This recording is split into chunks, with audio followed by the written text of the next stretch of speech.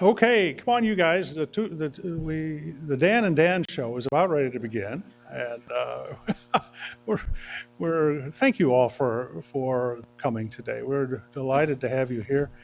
My name is John Hammery, and I'm president here at CSIS, and I'm really grateful to have all of you here, and I'm looking forward to hearing a little bit of this journey that I think Dan Poneman is going to take us on today, and I know that Dan Jurgen is going to amplify and serve on our behalf as a person to kind of open up the secret treasures of this book. We look forward to listening to it. My role here is just really to say, if we have a little emergency, I don't anticipate we'll have any problems. We haven't had any in the 5 years we've been here. But if we have a little issue, I'm responsible for everybody. So we're going to not go out the way we came. We're going to take a left, right back where the microphone attendant is, and we're going to go out the exit there. We're going to make 2 left-hand turns, a right-hand turn, go over to National Geographic, and I think I can get people in for the last show of the Queens of Egypt. It's a great show that's on. So if we do have an emergency, please follow me. We're going to go over there, but we're going to be just fine. And I do want to say thank you to you, Dan. It's wonderful to be able to feature you in your book today, but I would really like to say thank you in a larger sense for a lifetime of service to the country. You've never hesitated when the country's asked you to take on a responsibility for all of us. You've done that, and you've done that with enthusiasm, conviction, and skill. And I just want to say thank you for that. So, Dan Jurgen, let me turn to you. You're going to make this a successful evening, and I look forward to hearing you. Dan, why don't you take it from here?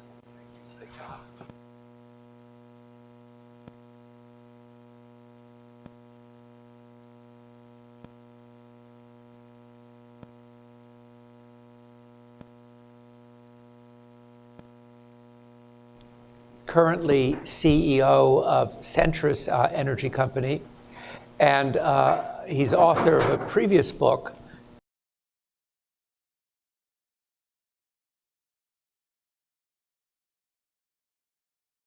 And of course, he's the author of this new book called Double Jeopardy. One key thing I've only learned recently about Dan is he was actually a winner on Jeopardy, the TV show. He didn't go all the way, but he went pretty far on it. So we have a Jeopardy winner, and now we have a Double Jeopardy winner. So what a transition, Dan, to say, why did you call this book Double Jeopardy? Well, thank you, Dan. And first, I just have to say a word to thank John Hammery, who also has led a life of exemplary public service, and CSIS for hosting, and to you, Dan Jurgen, who has forgotten more about energy than I think the rest of us will ever know. And to be interviewed by you is a real honor. So, Double Jeopardy. I should say, Jan, Yes. just so that people, the subtitle, the double, is Combating Nuclear Terror and Climate Change. So explain Yes. Double Jeopardy. That's the hint. So I've been obsessed for decades, basically since college, about this seam between national security and energy issues. And especially in the last 5 years that I was working as Deputy Secretary of Energy, this confrontation was becoming more and more stark.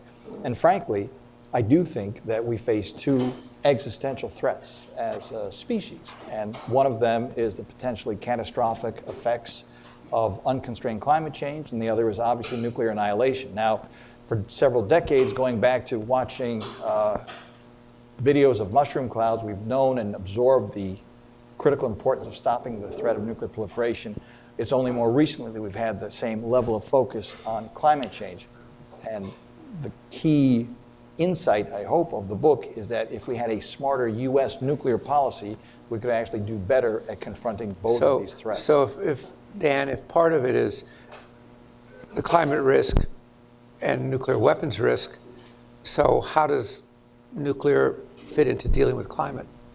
Well, look, if you took all of the 197 pledges that the countries that subscribed to the Paris Climate Agreement signed up to, and if you imputed 100% execution of all their promises to put in all the renewables and all the efficiency measures and all the carbon sinks and deforestation, you would not get even within 2 degrees centigrade of the 2 degrees centigrade goal of the Paris Climate Agreement.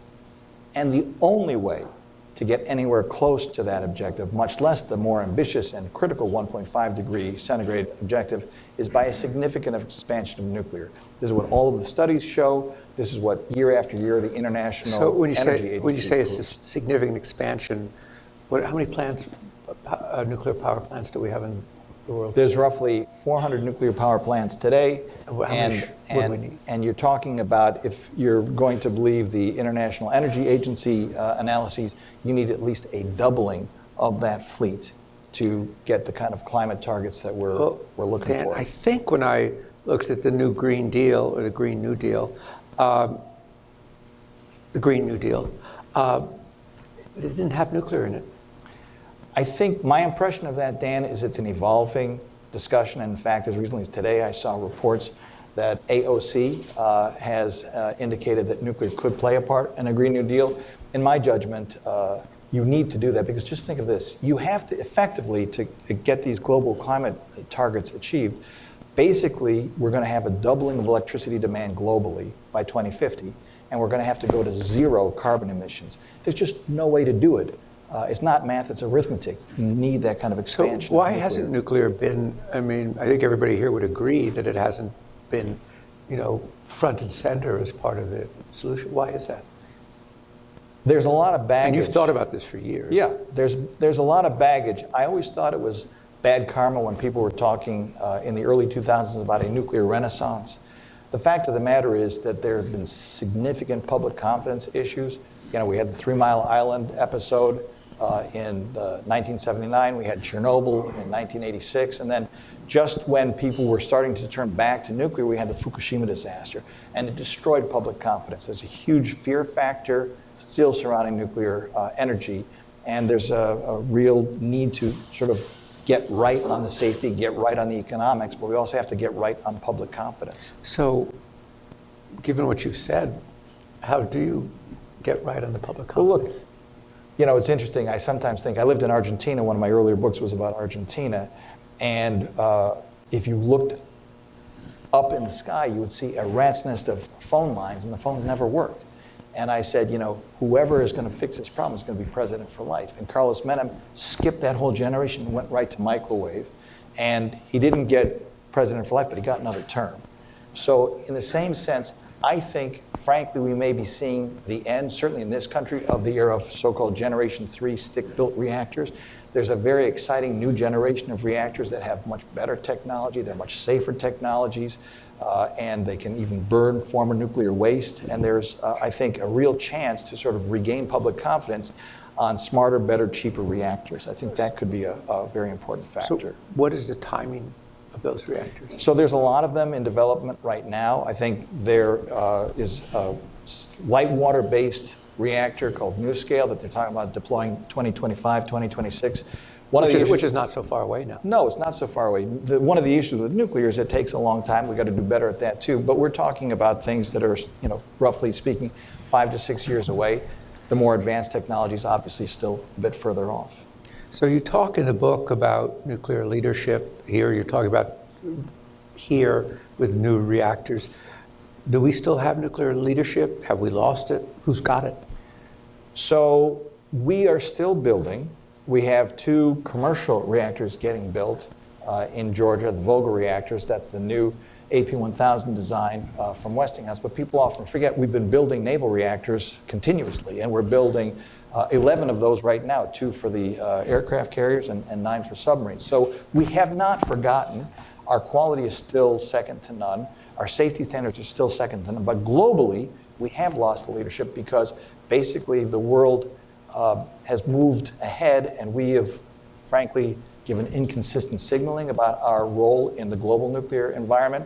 And we have very, very ambitious, well-financed competitors, especially Russia, China, and Korea. So it's a competitive let's talk market. about those. I mean, one of the things I was struck in the book, you say that basically policies in this country are actually driving buyers into the arms of competitors.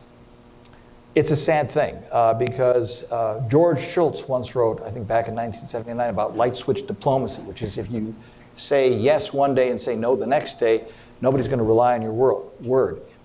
Nuclear reactors take many, many years to build. They operate for many, many years. And if you change your policy within the turning radius of that, people aren't going to trust you enough to make that kind of multi-billion-dollar investment.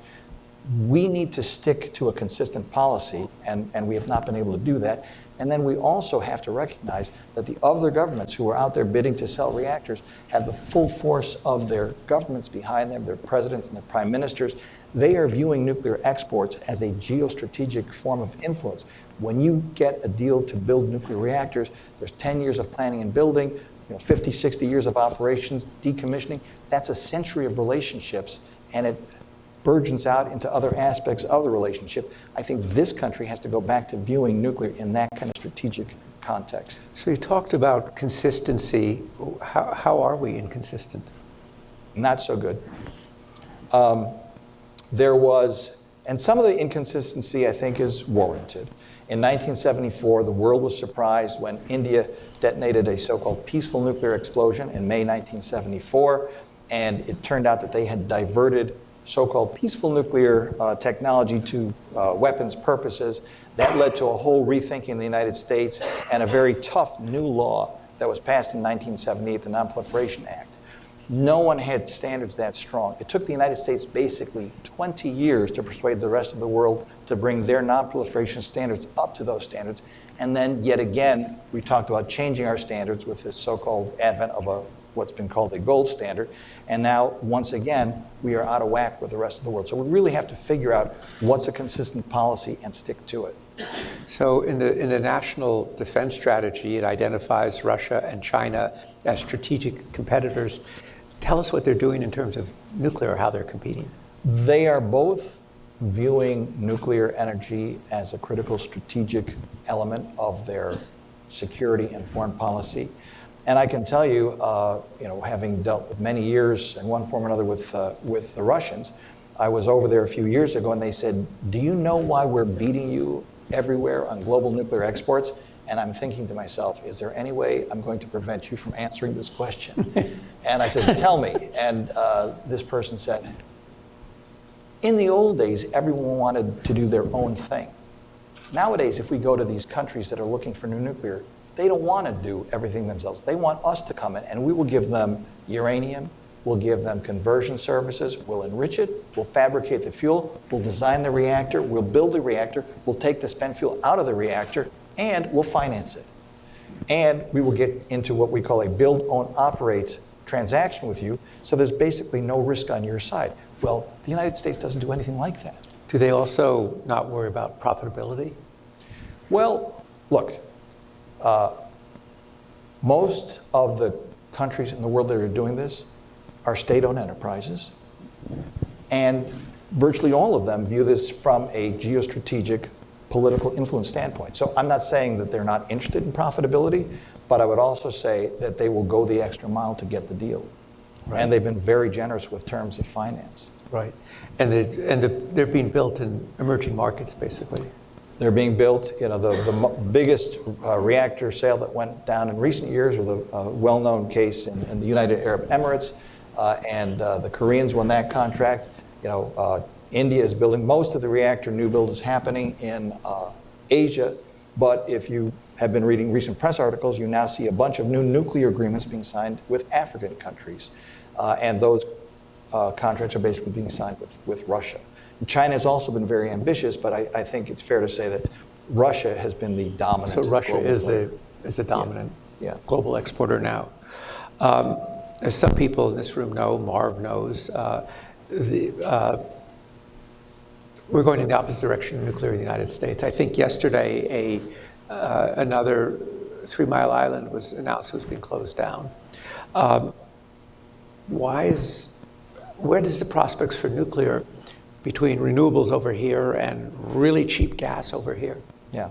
Well, when it comes to like building new plants, many people in this room probably remember John Rowe, who was a former CEO of Exelon, famously said, in a merchant market, you can't build nuclear power profitably unless you have an $8 price on natural gas and a $30 price on carbon, and of course we have neither. So the challenge has come now that many of our markets are merchant markets, without getting into the complexities of the bid system, is that nuclear, which needs to basically run all the time to get the benefit of the economics, is losing out because natural gas is so cheap, renewables have become so cheap, and so even though these plants are well functioning, they're being forced to shut down. The thing that's missing, Dan, is that the unique attributes of nuclear in terms of always-on power, in terms of not emitting any carbon, aren't being recognized and measured and rewarded in the market, generally speaking. There are efforts to redress that, but that's been the problem. So I want to ask you about that, but what's the role of nuclear in terms of the stability of the grid? Well, it's an important point. I remember when I was Deputy Secretary of Energy getting irate calls from congressmen and senators from Minnesota during the polar vortex of 2014. Nuclear power plants did not shut down. Gas lines froze, coal piles froze, nuclear kept right on ticking. Any number of hurricanes, you had the same situation where grid stability was assured by the continued always-on reliability of nuclear power. So I do think it has a very important role to play in terms of grid stability. So you hinted in the question before about public policy affecting the competitiveness of nuclear. And Dan in the book has a number of recommendations of policies, both related to nuclear and related to climate. But one of them that brings it together is not renewable energy standards, but clean energy standards. And that would be very useful for you to clarify. Yeah. So one of the things that the German philosopher Friedrich Nietzsche once said was, the most common form of human stupidity is forgetting what it was we were trying to do in the first place. And to me, what we're trying to do is stop carbon. So anything that stops carbon is a good thing. Renewable is a good thing. Efficiency is a good thing. Nuclear is a really good thing. It's 20%, a little less than 20% of our power generation. It's nearly 60% of our carbon-free power. So you mentioned the closure of the 3 Mile Island plant. If that plant closes, it will displace by a factor of 70 the amount of solar that's put out, and by a factor of 2 the amount of wind that's put out. So it's hurting us to shut down nukes at the same time that these other forms really can't make up the difference. And so that's why if you have a clean energy standard that will reward nuclear and credit nuclear for this carbon-free benefit, then that's the way to go. You don't really care, or I don't really care, if it's renewable or some other form of clean energy, so long as you reduce carbon. And for that matter, just to be intellectually honest, if you have carbon capture on top of natural gas and coal, I think you have to credit that too, to the extent that it actually removes carbon from the equation. So tell us about what you think the politics of a clean energy standard versus renewable energy standards are. This is a challenge. It's clearly a challenge. President Obama did, in his, I think, 2011 State of the Union address, did advocate for a clean energy standard. You are seeing more states turn from, I think 34 states had renewable portfolio standards, more are looking seriously at clean energy standards. So I think the more people understand that it is, in fact, all about the carbon, I think that you come to terms with this. Right. Politically. So what do you find when you're on Capitol Hill or talking to people?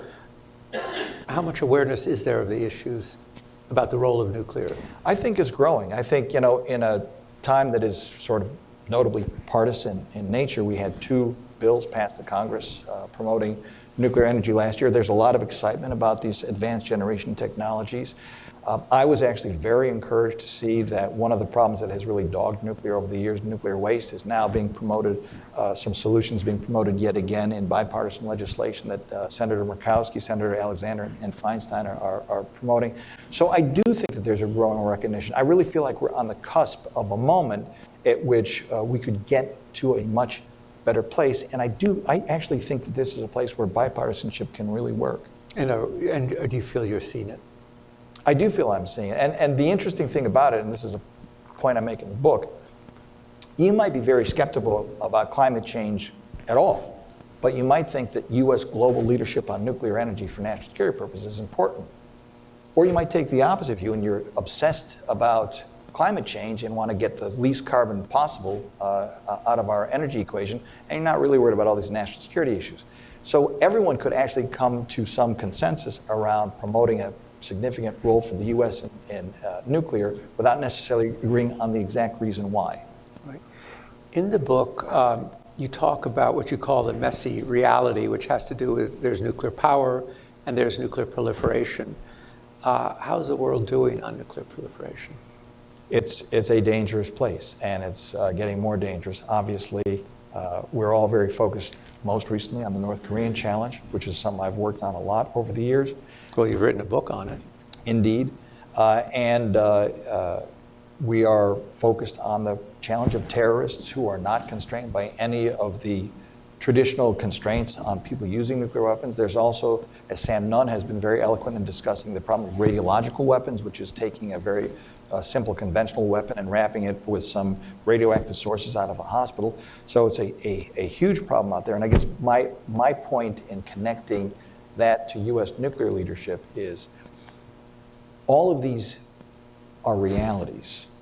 It's not as if we could say, assume you don't want nuclear energy in the United States for whatever reason. If we say we're out of it, there's still 400 plus reactors, there's still terrorists, there's still hospital sources. So the only question is, are we going to be leading or following? We wrote the rules on safety. We wrote the rules on non-proliferation standards. Are we going to abdicate all that? Without disrespect to anyone else or any other government, I have the highest confidence in U.S. standards on non-proliferation and safety when it comes to nuclear. I want those out there for the world. Right. So we'll focus on one particular case, but then I think we'll open it up to discussion. Do we have microphones if we need them? We have mics if we need them. So one question, then we'll go to the group. Let's go to what you wrote your other book on, North Korea. How are we doing? This is a tough nut to crack. Let me start with trying to listen to my own advice from Nietzsche. What is it we're trying to do? I will say up front, I want zero nuclear weapons in North Korea. I am not one who says it's too late. They've already decided we have to contain and deter. I think we have to keep trying to get them down to zero. They've adduced their own preference for zero. I think we should test that proposition, point one. Point two, the first day I was at the National Security Council, I was working on North Korea, and I was the non-proliferation expert. Which year was that? That was 1990, right. Okay?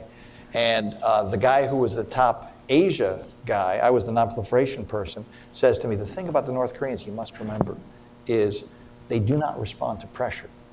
But without pressure, they do not respond. We're like, what is that? What is that? Let's write that one down. But it's true. It's absolutely true. So I think the strong sanctions are important. I think, frankly, continuing joint military exercises between the Republic of Korea and the U.S. are important to keep that pressure on. At the same time, once you put that kind of pressure on, you have to give them somewhere to go. And so I think we need to have a definition of what we describe as the non-nuclear future we want. We have to come up with a set of verification measures that we want. And then the art of the deal, so to speak, forgive the expression, is to get from that statement of objectives the pressure that leads them to the negotiating table, and then hopefully cut the deal. Right, thank you. So let's open it up. Paul. Mr. Secretary. Yeah, I guess we should ask people to identify themselves. Hi, I'm Paul DeBar. I work at the Department of Energy. So I've heard. Yes.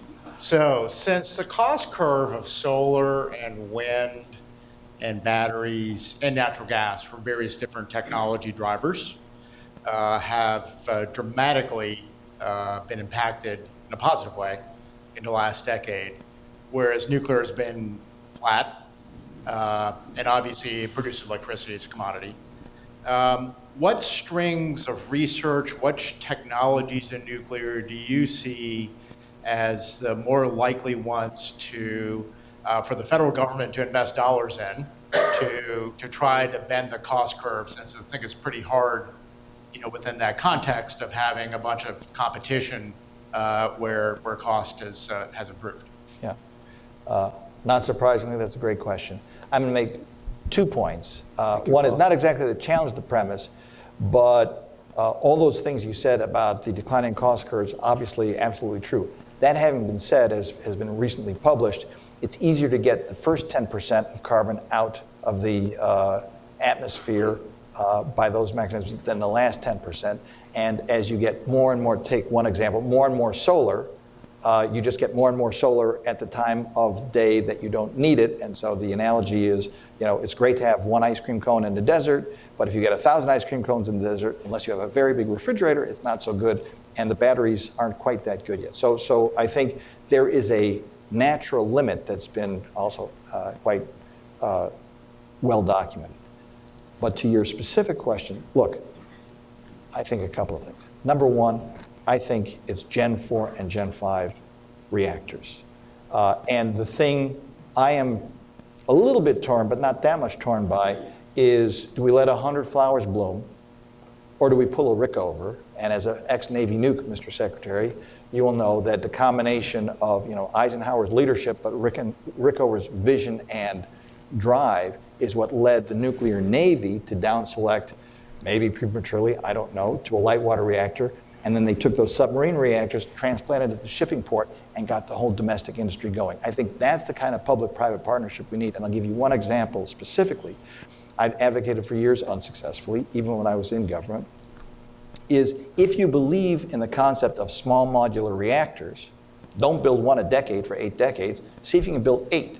See if you can pick 3 DoD bases, 3 DOE sites, have them feed into the grid so you can back them up with power purchase agreements, and it becomes much more financeable. And there's still like $10 billion, tell me the exact number, of unexpended loan guarantee authority.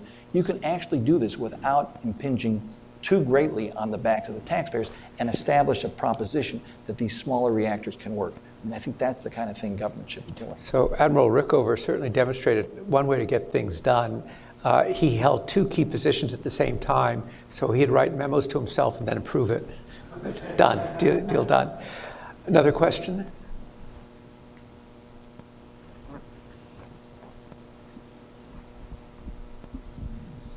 At one time in the early 80s... Can you identify yourself?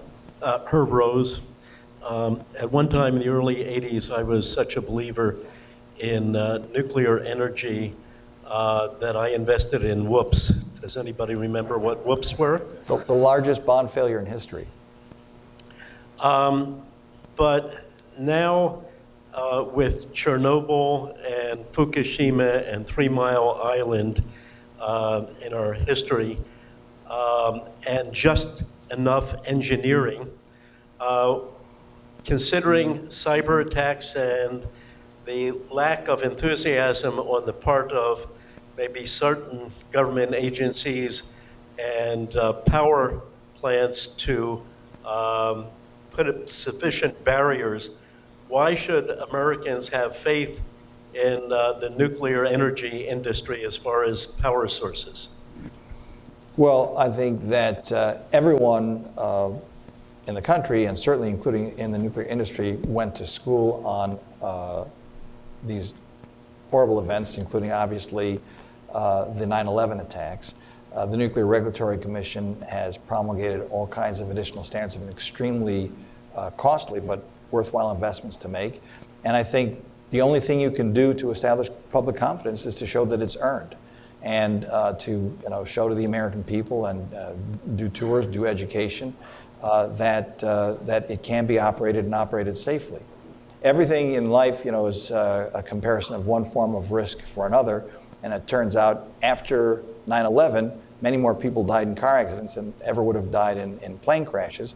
And so we just have to compare these risks and figure out how to mitigate the risks. I am deeply concerned that we're not going to get to where we need to get to in terms of saving the climate. I happen to be a scuba diver, and the IPCC has now said if you can't get to 1.5 degrees, we're going to lose 99% of the coral reefs by 2050. So that's a big deal, and I think we need to do everything we can to make sure that these things can be operated safely and securely with the right kind of perimeters, the right kind of guard profiles, with the right kind of insider threat standards. And I guess the one last thing I'd say, sir, is that the same level of safety culture that we insist on in a post-Fukushima world, we have to apply to the security side of the equation as well. And there's an organization called WINS that is trying to do just that. And we need to be as assiduous at building a safety culture and that's backed up by real resources as we do on safety. And then the people will ultimately decide. Right. Other questions?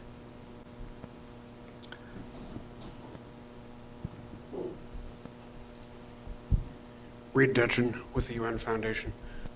Dan, you've made good arguments on national security grounds. In addition, if you accept the idea that we're facing a climate emergency, there are obvious national security implications to that. And yet, the kinds of dollars that you're talking about from the Department of Energy are chump change compared to what you would think about if you were at the Department of Defense. Can't we reconcile our national security challenges and make the kind of investment in energy that would be commensurate with what we would do in defense? Yeah. Reed, that's another great question. I do believe, and having worked a long time in the Department of Energy and very closely with the Department of Defense, I think there can and should be closer cooperation between those two departments. And I'll just take one case in point. The Defense Science Board has taken a hard look at the possibility of micronuclear power reactors. And there's a strong interest in the Office of the Secretary of Defense in exploring that opportunity. They've just put a request for proposals out on the street. And the Pentagon might want very small reactors for remote sites that need resilient sources of power, be they stationary bases in Guam or Alaska, or be they expeditionary forces somewhere that our troops are operating.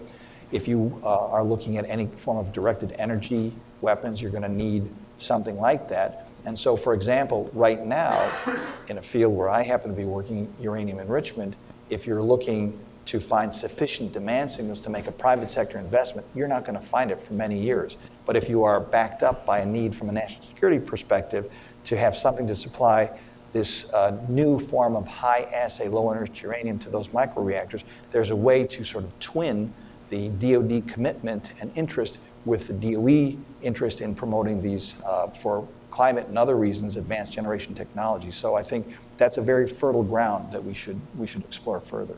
Right. The gentleman before mentioned cyber. That was something that you certainly worked on when you were in the department. Can you relate the cyber concerns to nuclear power and the power industry in general? This is really a scary subject, and I did not expect, there are many surprising things I found in work at the Department of Energy. I did not expect that I'd spend so much time working on cyber issues. But our grid is exquisitely vulnerable, and it doesn't take even a very fertile imagination to see, and we experienced in small measure what happened not by a cyber attack, but by an act of God in the form of Superstorm Sandy, what happens when the power goes out. People can't escape from where they need to escape from, people in hospitals die, and so forth. And so if you realize how sensitive and how vulnerable our overall system is, and the fact that we were always admonished, don't think about just preventing somebody from getting into your system, understand that they're already behind your firewall.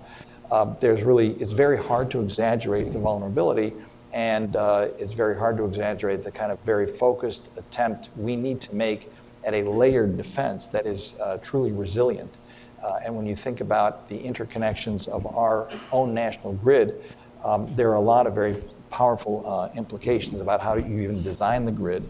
And given that so much of this is sunk cost, to retrofit is enormously costly and inefficient. So this is a huge problem. Right. Marv, did you want to ask a question? Okay. Is there, here's right here, Bill.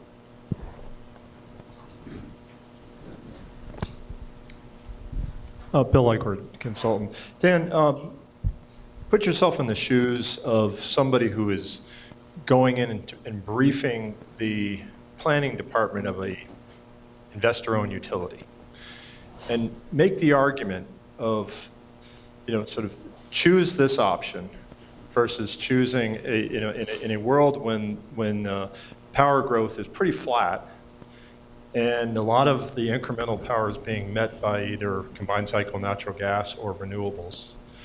Make the argument for the more expensive, potentially more expensive, and longer lead time nuclear option that you're talking about. Yeah. Bill, that's another great question, and that's why I said a little earlier, frankly, and I think recent comments from Southern confirm this, at least in the United States of America, the era of large stick-built Generation 3 reactors, it's over. It's over because you're talking about something that's potentially a $20 billion multi-year. You better explain what you mean by stick-built. Oh, I'm sorry. One of the problems with nuclear power generally is that every plant is its own plant, its own unique design, bespoke design. And anytime you do something, I know this from when I was responsible for project management, Department of Energy, if it's a brand new design, you're going to have a brand new set of problems, you're going to have a bunch of challenges. Whereas to take something, Dan, you know a lot about, if you look at those big LNG trains in Qatar, every bolt of every train is in the same place and screwed the same number of PSI. And so you don't get those kinds of efficiencies in nuclear the way they've been building them. And that's why they go so far over budget and so far behind schedule. And it's been a killer. It's been an absolute killer.